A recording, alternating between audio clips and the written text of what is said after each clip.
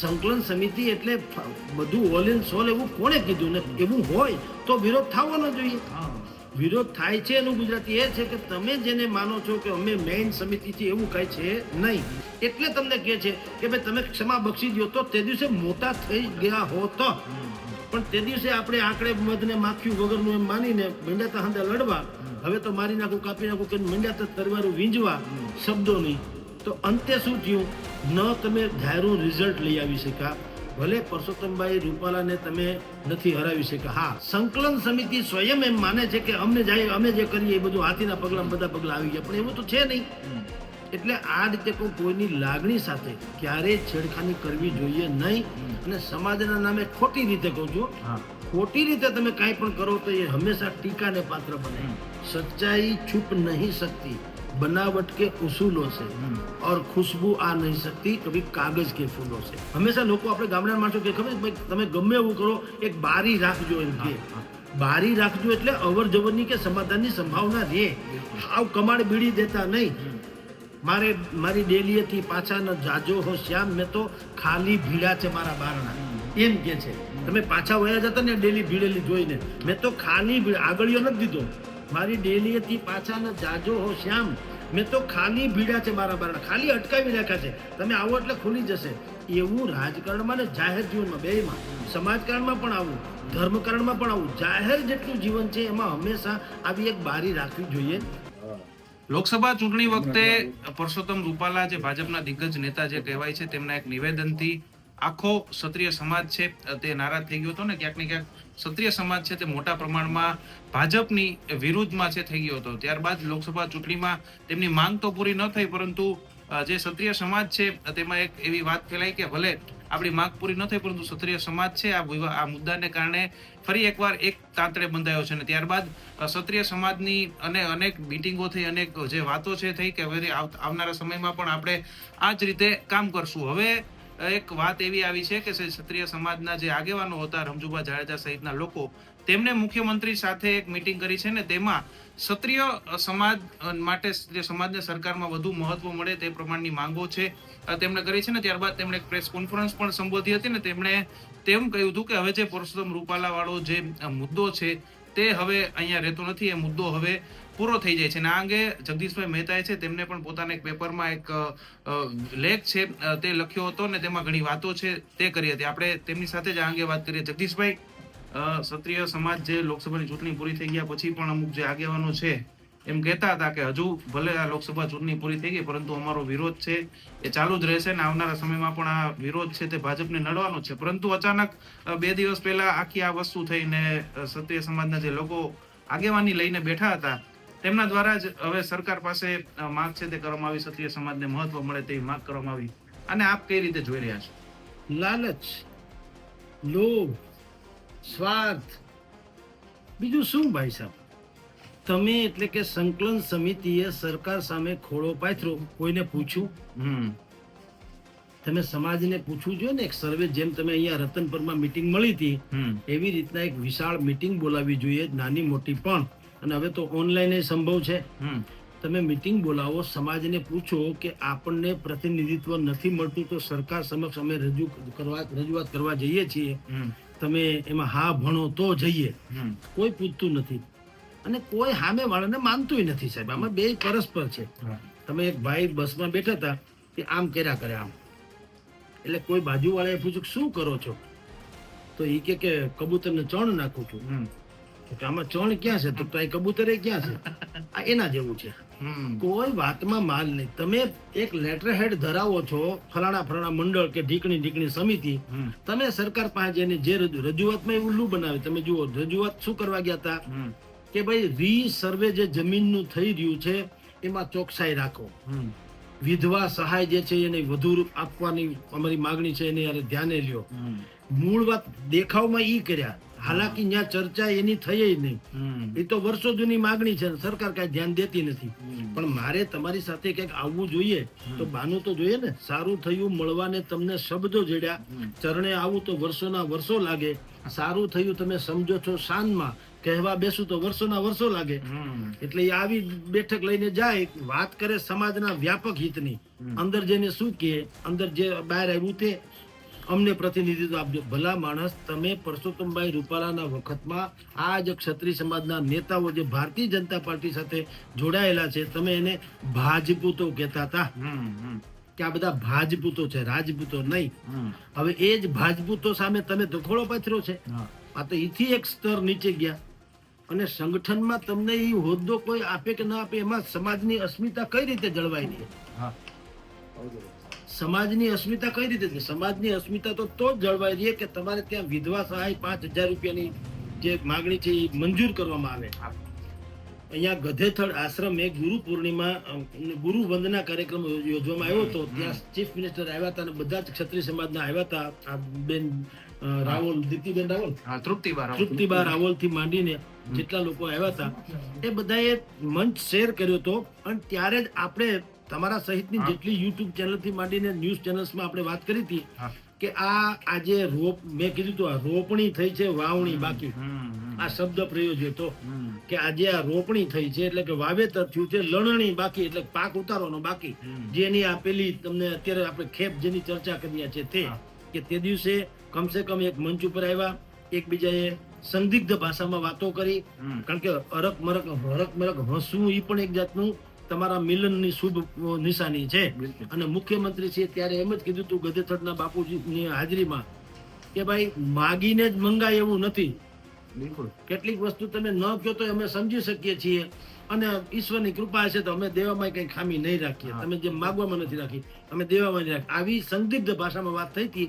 એટલે મેં આપને બધા અહીંયા જે ચેનલ્સ વાળા બધા આવ્યા હતા ભાઈઓને કીધું હતું કે આજે આ વાવેતર થયું છે, હવે એનો પાક લણવાની કોશિશ થશે, જેની અત્યારે આપણે ચર્ચા કરીએ છીએ કે બાકાયદા લેટરહેડ ઉપર ક્ષત્રિય સંકલન સમિતિના અગ્રણીઓ બધા જે છે ગયા અને એને ભારતીય જનતા પાર્ટીના ચીફ મિનિસ્ટરને એમ કીધું કે ભાઈ અમને હોદ્દા આપજો. સવાલ એ છે એના પછી તો બહુ એની ઉપર માટલા ધોવાના અને જે ધોવાવા જોઈએ તો એવા ધોવાના છે. અત્યારે ક્ષત્રિય સમાજમાં પણ આમાં જો સરકાર ફાવે છે, શું કામ સરકાર એટલા માટે ફાવે છે કારણ કે તમારામાં કોઈમાં સંપ નથી. તમારા એટલે આપણા બધા જ માં ધારો કે અમારા સમાજની જો કોઈ માગણી હોય, હું આગળ ધરું તો મારી સાથે નો હોય એને એમ થાય જગદીશભાઈ આગળ આવી જશે એટલે એ ટાંગ લડાવે, તમે આગળ આવો તો હું ટાંગ લડાવું. આ તો દુનિયા. અંગ્રેજો અમથા રાજ કરી ગયા, નહીં તો દેશ આપણો એ તો વેપાર કરવા આવ્યા હતા, બરાબર. પણ અહીંયા રાજ કરી ગયા 1800 વર્ષ. શું કામ? આપણે એકબીજાને ખો દઈએ છીએ પણ આપણે કોઈ સાથ નથી આપતા, આપણે સાંત્વના નથી આપતા. એટલે ક્ષત્રિય સમાજમાં અત્યારે આ માગણી થવાથી થૂ થઈ રહ્યું છે સંકલન સમિતિનું. અને પછી તમે જુઓ અખબારોમાં તો સમાચારો આવ્યા જ છે, આપણે જે કહીએ છીએ એ પ્રકારના આવ્યા છે. સંકલન સમિતિ તરફથી કોઈ ચોખવટ કરવામાં આવી નથી, કરી શકે એમ નથી. કારણ કે જો અંતે તમારે આ જ કરવું હતું તો તે દિવસે લડાત કરવી શું કામ? લડત થઈ એમાં શું થયું? કેટલાક લોકો ટાર્ગેટ થઈ ગયા. જેણે સરકારની સામે બાયો ચડાવી એ તો ટાર્ગેટ થઈ ગયા. જેણે એલ ફેલ બોલ્યું ક્ષત્રિય સમાજના નામે એ પણ ટાર્ગેટ થઈ ગયા. જેણે પક્ષમાંથી સક્રિય કાર્યકર તરીકે રાજીનામા આપી દીધા હતા જે તે સમયે, હવે એનું ભવિષ્ય શું? બિલકુલ તમે કોઈને પૂછતા તો છો નહીં. સંકલન સમિતિ એટલે બધું ઓલ ઇન સોલ એવું કોણે કીધું? ને એવું હોય તો વિરોધ થવાનો જોઈએ. વિરોધ થાય છે એનું ગુજરાતી એ છે કે તમે જેને માનો છો કે અમે મેઇન સમિતિ છે એવું કઈ છે નહીં. કરણી સેના નથી માનતી. અહીંયા બેન જે છે આપણે પીટી જાડેજા એ લોકો પણ માનતા નથી. બીજા બધાએ પણ ના પાડી છે કે અમારે આવું કઈ જોતું નથી, સંગઠનમાં અમારે હોદ્દા બધા કઈ મતલબ નથી.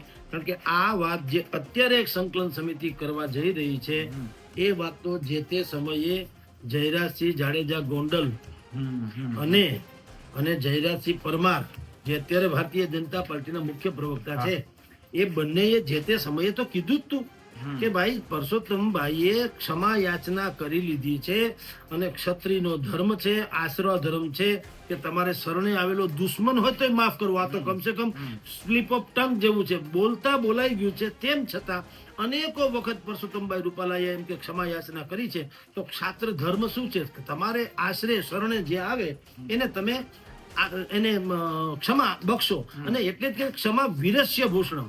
તમે નબળા હો તો તમારી ક્ષમાનું આવે, તમે વીર છો, તમારામાં કૌવત છે, શક્તિ છે, સામર્થ્ય છે, એટલે તમને કહે છે કે ભાઈ તમે ક્ષમા બક્ષી દો તો તે દિવસે મોટા થઈ ગયા હો તો. પણ તે દિવસે આપણે આંકડે મધને માખ્યું વગરનું એમ માનીને મંડ્યાતા હંધા લડવા, હવે તો મારી નાખું કાપી નાખું કે મંડ્યાતા તરવારું વીંજવા શબ્દોની.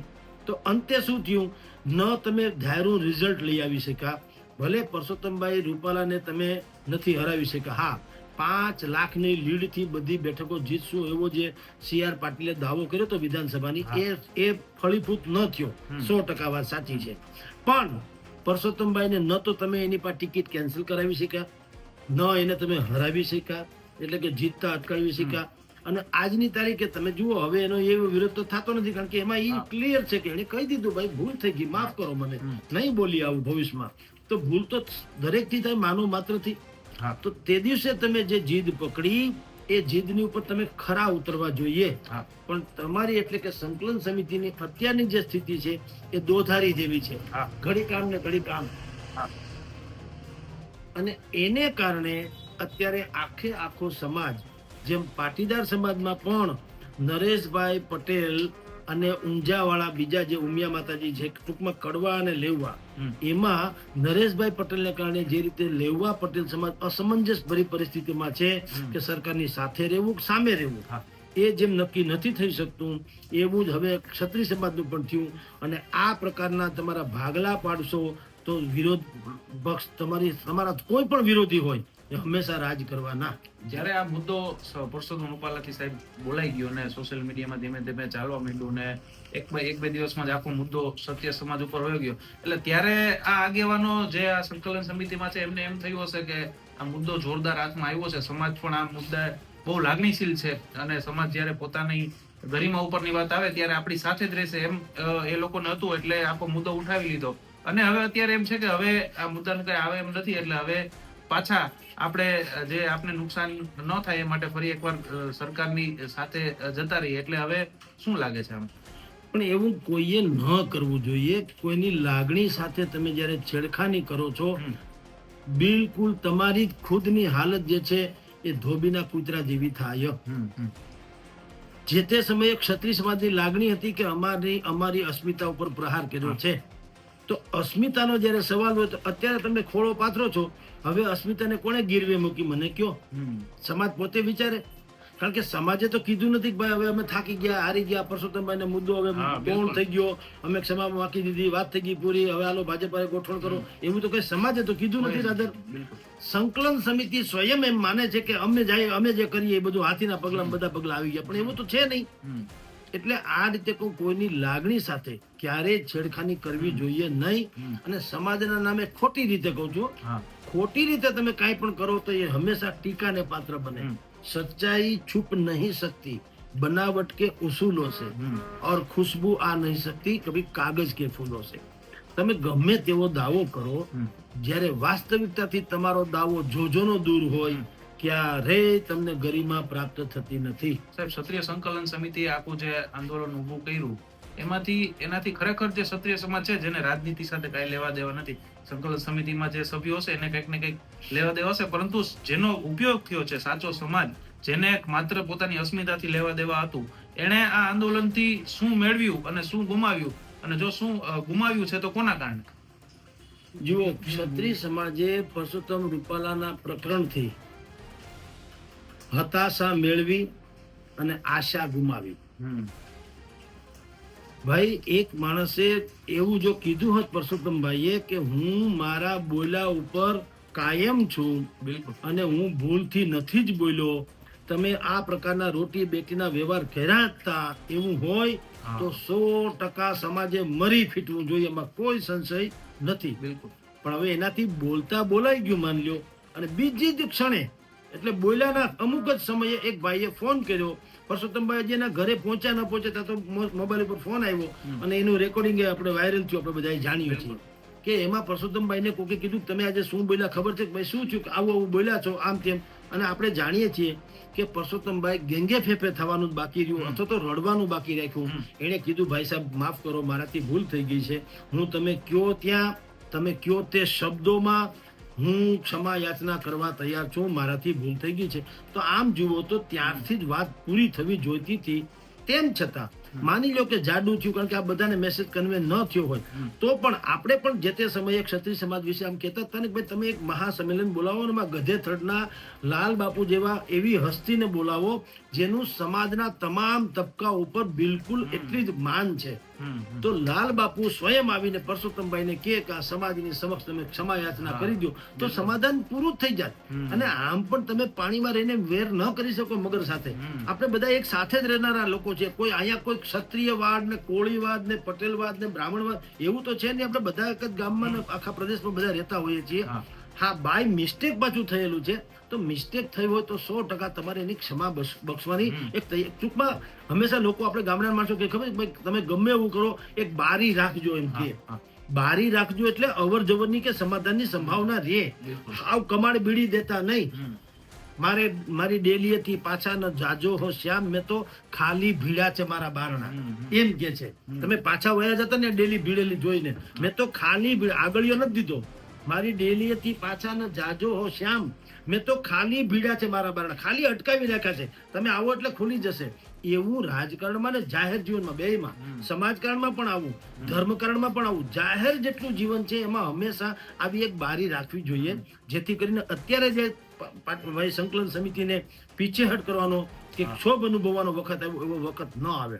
એટલે મેચ્યોરિટીનો ભાવ તમે તે દિવસે કીધેલું તે દિવસે આપણી ઉપર ઘણા લોકોએ ધોષ બોલાવી હતી કે તમે વચ્ચે આમ કે તેમ પણ આપણે કીધું અમે તો પત્રકાર તરીકે એક નિષ્પક્ષ આની વિવેચન કરીએ છીએ કે શું હોઈ શકે.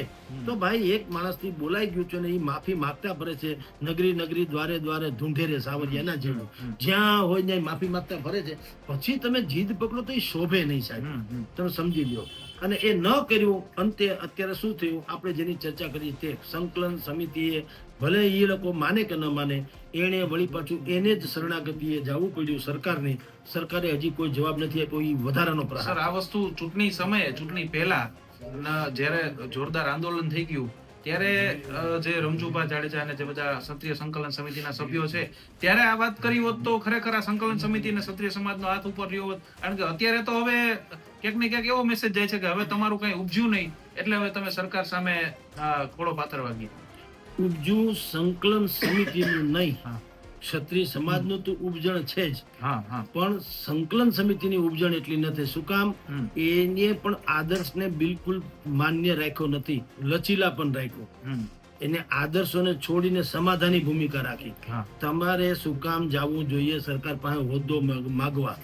અને એવું પણ તમે ઈ હોદ્દો મળે કે ન મળે તમે ખુદી કો કરો બુલંદ ઇતના કે હર તકદીર કો લિખને સે પહેલે ખુદા પૂછે બતા દે બંદા તેરી રજા ક્યા હૈ. તમારી સ્વયંની હસ્તી એવી બનાવો કે સરકાર તમને સામેથી હોદ્દો આપે. તમે માગવા જશો તો વાત પૂરી થઈ જશે. હું મારા બે હાથને ફેલાવું ત્યાં તારી ખુદાઈ દૂર નથી, પણ હું માગું ને તું આપી દે વાત મને મંજૂર નથી.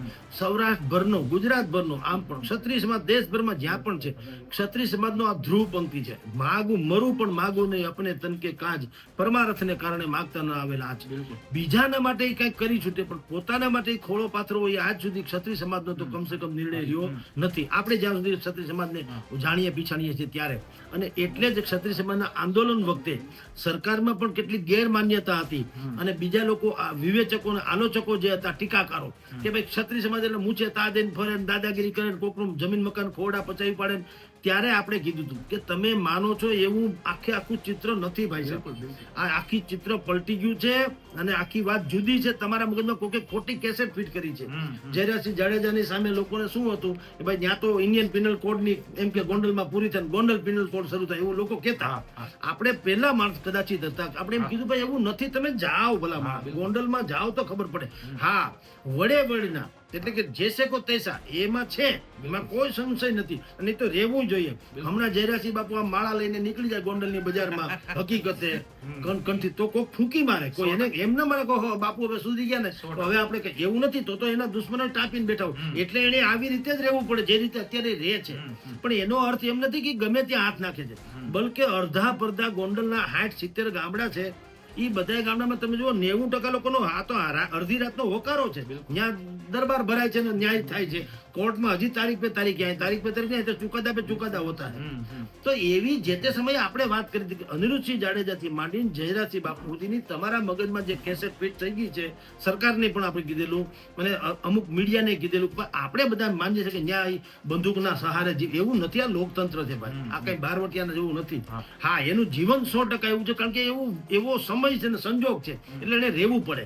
પણ તે દિવસે ન સરકાર સમજી, ન અમુક પ્રકારના વિવેચકો આલોચકો સમજ્યા. એવી રીતે આ સંકલન સમિતિમાં પણ આપણે ભૂતકાળમાં કહેતા સંકલન સમિતિને પણ કે ભાઈ તમે જેને અત્યારે તમે લોકો 10-12 જણા જે નક્કી કરો છો, સમાજ ક્યાંક જુદું નક્કી કરે છે. અને બીજું, આફ્ટર ઇલેક્શન તમે વિચાર કરજો, જે તે સમયે તમે વિડીયો કાઢી લેવાની છૂટ આપણે કીધું હતું કે તમે અત્યારે બધા ઉહાપોહ મચાવો છો, પણ જે લોકો ક્ષત્રિય સમાજના લોકો પણ જે ગામમાં રહેતા હશે, 1-2 ખોરડા હશે ને બાકીના ખોરડા 18 વર્ણના હશે, તો ચૂંટણી પછી એની હાલત શું થાય? કારણ કે તમે પછી એની કોઈ આંસુ લૂછવા જવાના છો નહીં. અહીંયા રાજકોટમાં ટીઆરપી કાંતિઓમાં ક્ષત્રિય સમાજના 2-4 પરિવારના દીકરાઓ હોમાઈ ગયા. કોણે પાવલું આપ્યું? કોઈએ ન સંકલન સમિતિએ આપ્યું, ન કોઈએ આપ્યું, કાંઈ નહીં. બિચારા એની રીતે ઓફ થઈ ગયા, થઈ ગયા. એના માવતર આજની તારીખે લોહીના આંસુથી રડે છે. તમે શું કરી લીધું ભાઈ, મને કયો. તો સાહેબ, તમે જ્યારે સમાજનો ઠેકો લઈને ફરતા હો તો તમારામાં એવી કાબેલિયત હોવી જોઈએ કે દીકરો આપણી નાતનો કોઈ પણ દુઃખી થાય કોઈ પણ રીતે, તો સૌથી પહેલા તમે સંકલન સમિતિ કે સમાજની કોઈ પણ મંડળી હોય, સૌથી પહેલા એના ઘરે પહોંચી જવી જોઈએ. બેટા અમે શું તમે મદદરૂપ થઈ શકીએ કે હવે એ 9 ખાલી તમારા નામે મારે ચરી જ ખાવાનું હોય તો શેની સમિતિ, શેની સંકલન, શેનું સંકલન તમે કર્યું? હવે સત્તાનું સંકલન કરવા નીકળ્યા છો, જે બરાબર ઉચિત છે નહીં. સમાજમાં ભયંકર રોષ વ્યાપી રહ્યો છે. આ થાળે પાડવું પડશે સંકલન સમિતિએ. અને આવી રીતે કોઈએ પણ આના ઉપરથી બીજા સમાજે ધડા લેવા જોઈએ કે જે સમાજના નામે નીકળી પડે છે એને સમાજે રોકવા જોઈએ. આ વાતમાં અનેક વખત મેં કીધેલી છે કે ભલા માણસ, તમે જ્યારે સમાજના નામે કોઈ માણસ નીકળી પડે તો સમાજે કહ્યું છે સ્ટોપ ઇટ, ઉભા રહ્યો ભાઈ, તમે અમારા નામે ચરી ખાવ, અમને પૂછ્યું છે? એવું કેવું જોઈએ. નથી કહેતા એટલે બધા લેટર પેડ, હું આપણે એક લેટર પેડ છપાવી લઉં, અખિલ બ્રહ્માંડમાં લખી નાખું બ્રાહ્મણ સંગઠન. કોણ જોવા જાય અખિલ? મને ભાવ ભોજ્યોભાઈ ઓળખતો હોય બાજુની શેરીમાં, અને હું કહું અખિલ બ્રહ્માંડમાં બ્રહ્મ સમાજના અગ્રણી જગદીશ મહેતા. પછી હું નીકળી, સમાજ જો ચૂપ રહીએ તો હું ખરેખર મોટો તો થઈ જ. હું કહું કે તમે કઈ બોલતા જ નથી. એટલે આ અત્યારનો જ આપણે જે વર્તમાનમાં શું થઈ ગયું છે, આપણે દુર્જનોની સક્રિયતાથી એટલા પરેશાન નથી જેટલા આપણે સજ્જનોની નિષ્ક્રિયતાથી છીએ. સારા માણસો બોલવાનું બંધ કરશે તો ખરાબ માણસો એ બોલવું નહીં પડે, એટલા એના બોર વેચાઈ જશે. સર, આ વાતમાંથી ધડો લઈને સમાજ છે, ક્ષત્રિય સમાજ છે, તેણે પોતાના આગેવાનો પસંદ કરવામાં શું કઈ પ્રકારનું ધ્યાન રાખવું જોઈએ? જુઓ, આપણી પાસે 2-3 એક્ઝામ્પલ્સ છે. હું તમને કહું, લાલજીભાઈ પટેલ સરદાર સેવા દળ કેવું ચલાવે છે, પાટીદાર સમાજના એસપીજી, રાઈટ? સરદાર પટેલ સેવા દળ, લાલજીભાઈ પટેલ, દિનેશ બાંભણિયા છે. કોઈ બીજા કોઈ બાબતમાં એને નહીં આવી ઓફર દુનિયાભરની, પણ એને તો કોઈ દિવસ આડાવડું કઈ કર્યું જ નથી. એમાં ને અડીખમને સમાજની વાત હોય તો બીજી કોઈ વાત છે જ નહીં. એમ સમાજે હવે નક્કી કરવું છે કે એક તો પહેલી વાત કે જે રાજકારણમાં લાલચથી કે લોભથી પણ જવાની ઝંખના ધરાવતો હોય એને તો ભગવાન બચાવે. એને કેવું તમે ન નડો તો સેવા જ છે. તમારે અચ્છા, સત્તા સ્થાનેથી કઈ મદદ લેવી તો સમાજને બોલાવો યાર. સમાજનો પેલા એક ઠરાવ પસાર કરાવડાવો. મારે સરકારની સાથે કઈ પણ ગઠબંધન કરવા જવું હોય તો સમાજની મીટિંગ બોલાવો અને કહો કે તમે બધા જો એગ્રી હોય તો હું આ માંગણી લઈને જાઉં. હવે તમે બધા એગ્રી છો, તમને લથપતિયા લાડુ એક દી ખવડાવી તો 500-700 જણા ભેગા જગદીશ મહેતા નેતા બની ગયા. પછી હું ત્યાં સેટિંગ કરી લો મારી રીતનું, મારા છોકરા સુખી થઈ જાય, મને બધું મળી જાય, તમારું જે થવું થાય. એ તમામ સમાજે કહું છું, તમામ સમાજે એટલી વાત ધ્રુવ પંક્તિ લખી રાખવી જોઈએ કે ચૂંટણી ટાણે જ ફૂટી નીકળનારા જેટલા નેતાઓ છે એને કેવું છે કે તમે માફ કરો. સમાજ કોઈની જાગીર નથી.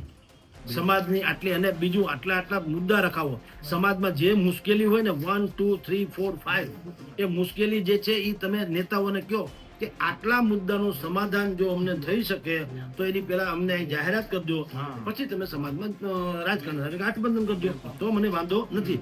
પણ કાંઈ થયું તો છે નહીં. નથી. ક્ષત્રિય સમાજની વિધવા બહેનોને 5,000 નું પેન્શન આપવાની સરકારે જાહેરાત કરી નથી કરી. નથી તમારી બીજી રીસર્વે જમીનની વાતો જે છે ઈ તો હાવ વાહિયાત વાત છે, કારણ કે બધી દરબારની નથી, બીજા વર્ણની જમીન હોય છે, એટલે એ આખી વાતે બોગસ છે. પણ ક્ષત્રિય સમાજને લાગે વળગે એટલે હું તમને કહું કે એની કઈ સમસ્યા સરકારે સુલટાવી દીધી કે તમે હવે અહીંયા હોદ્દા માંગવા જાઓ. એટલે આના ઉપરથી તમામ સમાજ એક નીકળવું. બે સમાજના નામે કોઈ માણસ જ્યારે ચરી ખાય કે પ્રેસ નોટ આપે છાપામાં બ્રહ્મ સમાજને હું સાખી નહીં લઉં ભોકાઘાણી કરે, ત્યારે હંમેશા સમાજે કેવું છે ભાઈ સ્ટોપ ઇટ, મહેરબાની કરો, સમાજના નામે રહેવા દો. તમે ઇન્ડિવિજ્યુઅલ જાઓ અમને વાંધો નથી, પણ સમાજનું હોય તો અમારે મંજૂરી લેવી પડશે. અમારી મંજૂરી વગર કંઈ બોલશો તો ઉત્તમ નહીં. જી બિલકુલ, ખૂબ ખૂબ આભાર સર આ મુદ્દે આપણી સાથે વાતચીત કરવા માટે. તો જે અત્યારે ક્ષત્રિય સમાજના જે સંકલન સમિતિના આગેવાનો હતા તેમણે સરકાર સાથે જે બેઠક કરી તે અંગે વિસ્તૃતથી આખી ચર્ચા છે જે જગદીશભાઈએ કરી હતી, આખી વાત છે તે જગદીશભાઈ સમજાવી હતી.